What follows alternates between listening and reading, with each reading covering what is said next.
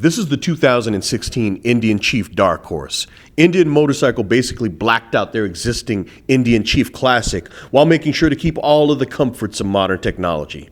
With electronics like ABS, cruise control, and key fob start, this machine pushes the boundaries for what can be classified as stripped down. The Indian Chief Dark Horse comes with Indian's 111 cubic inch or 1811cc Thunderstroke engine. The gorgeous V-twin is married with a 6-speed transmission and comes with a functional and easy-to-read gear indicator. Fill the 5.5-gallon tank to the brim and the bike weighs in at 785 pounds wet. When I rode the bike, it had a sticker MSRP of $16,999. A quick look at Indian's website showed an MSRP of $17,499. I'm not sure why there's a discrepancy. Anyway, I have to tell you, man, with the blacked out color scheme, split dual exhaust, and solo seat, I personally think that the Dark Horse is one bad mother jumper, boy. Anyway, I'll start off with my first impressions from the ride, then I'll end this video with my final thoughts. So I am on the new Indian Dark Horse, boy, man, and for real, it looks like a dark horse. Blacked out and mean and badass, you know. Oh man, and yeah, a big bike, man. It's a big bike. And a big boy's bike, that's for sure. And it feels maybe a little similar to mine, similar to what I'm used to, but it's definitely bigger than mine. You could feel that. It's a heavier bike, bigger bike. I'm a little I mean, the engine, it's 111 cubic inches, which comes out to, like, I don't know, something like 1800 cc's. And to be totally honest with you, I'm a little disappointed in the torque.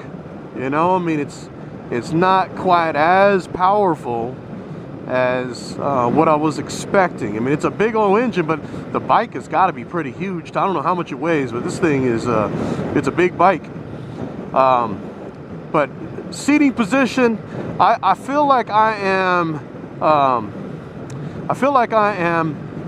almost sitting in a chair because it's got floorboards, and so my knees are bent about 90 degrees. But in order to hit the brake pedal, the rear brake pedal, obviously I need to move my right foot up a bit. If I need to shift, I need to move my left foot up a bit. I actually missed a shift here earlier just because I didn't know how far forward I needed to be. I don't like windscreens, you know what I mean, and I love the look of the bike and the feel. Like, I feel like I'm right up here with where all the action is, you know what I mean? Seating height, I mean, the seat height is maybe higher than what I'm used to. I don't know what the seat height is, I'll look that up, but definitely the seat height is up higher. It's got a key fob start, so you see there's just like a push button here to start it. I don't know where the key is. They probably hid it somewhere in the bike, I guess. I don't know. Definitely feels heavy though. You know, it doesn't feel that nimble, that's for sure. I mean, just being real. Looks great, but definitely doesn't feel that nimble. The mirrors, I wish the mirrors were maybe a little bit bigger, but that's okay, you know. I mean, you can still see out of them, it's all right. Huh. All right, well, what I was noticing was I had some vibration there, and it only got up to about like 3,000. So look, I'm at about 3,200 RPMs, 3,400 RPMs, and it's vibrating pretty noticeably, you know, very noticeable. Yeah, so vibration wise, I'm actually a little surprised it vibrates so much. To be totally honest with you, I'm a little disappointed. You know, I guess I was expecting a little more, or I guess just because it looks so badass, you know. I mean, it really is a badass looking bike. And I'm sitting a little high up, which is kind of nice actually, you know. I mean, I'm actually I could be leaned forward a little bit, and I'm totally comfortable. And the floorboards seem really high. You know, they don't seem that low, so I imagine that if you really needed to dip into some corners, you could. And the floorboards wouldn't hit. But yeah, I'm like I said, I can't lie and say that I'm totally 100% impressed. I guess coming from the Scout, you know, I just came off the Indian Scout, and that bike, while smaller and everything was, geez, a whole lot more nimble, just a whole lot of fun actually too. And this bike, you know, is more for cruising, I guess. You know, I mean, just hence the name cruiser. I mean, you want to just get out on these types of roads and just chill out here and just, you know, kick back and not worry about trying to be nimble. I ride in the city for the most part, so that's why the nimbleness and the quickness of the Scout was noticeable, you know. Well, let's see here. Yeah, I mean, it's got some power. You just definitely have to twist the throttle a little bit more than what I'm used to. You know, that's the thing. It's got power there. It's just I'm not twisting it as hard as I'm used to twisting. Woo! Oh yeah, there it is. There's the power, boy. You just gotta twist it.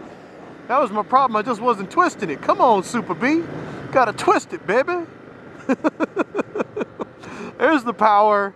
It's got the power. It's there. Just gotta twist it, dude. Come on now. Yeah, twist it, baby. Okay, definitely some vibration though. Wow.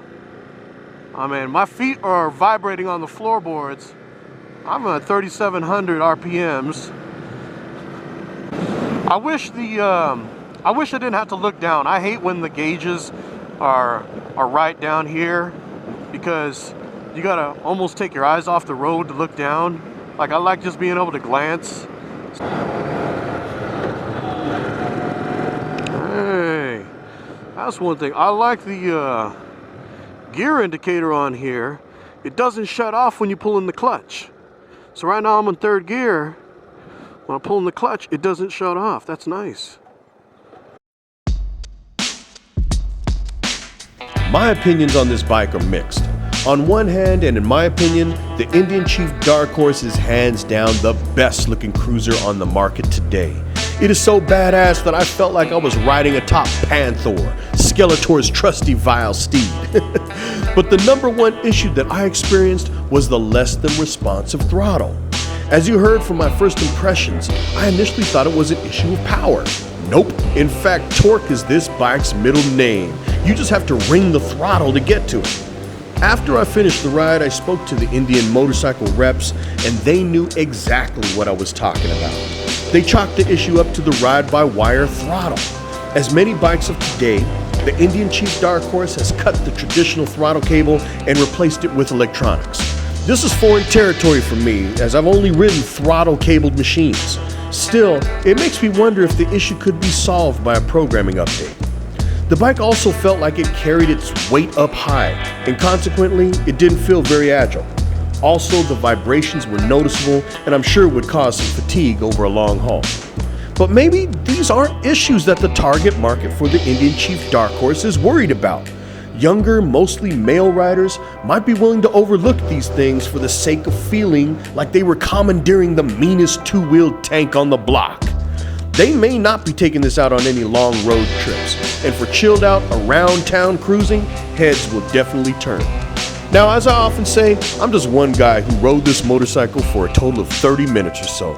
If you've ridden, or better yet owned, the Indian Chief Dark Horse, please share your comments. Do you agree with my opinions or disagree? Your feedback, both positive and negative, is valuable and appreciated. Anyway, check it out, the 2016 Indian Chief Dark Horse.